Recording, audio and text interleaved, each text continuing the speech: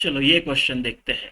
Preeti reach the metro station and found that the escalator was not working. She walked up the stationary escalator at time T1, in time T1। तो station escalator बंद पड़ा है, stationery है, लेकिन लड़की walk करते करते गई ऊपर, राइट? तो उसको टाइम T1 लगा।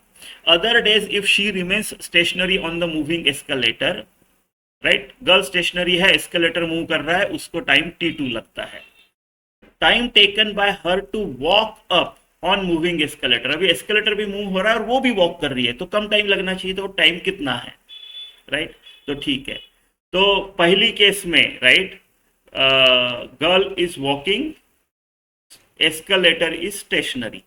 ये वाले केस में मेरे को मेरी वेलोसिटी क्या रहेगी? देखो, हम क्या करेंगे, पहले उसकी, इस पहले केस में जब सिर्फ गर्ल वॉक कर रही है, स्टेशनरी एस्केलेटर है, तब की वेलोसिटी निकालेंगे।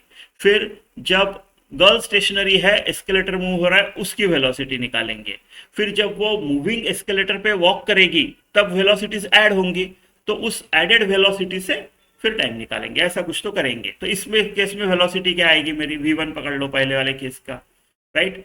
तो डिस्टेंस तो सेम ही है, escalator discuss the, right, metro station से लेके जो एस्केलेटर होगा, राइट, उसका डिस्टेंस तो सेम ही है, वो एस्केलेटर थोड़ी तो बदलते रहेंगे।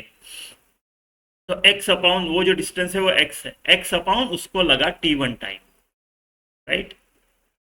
Velocity is distance by time. Second case में जब गर्ल स्टेशनरी है एंड एस्केलेटर मूविंग है,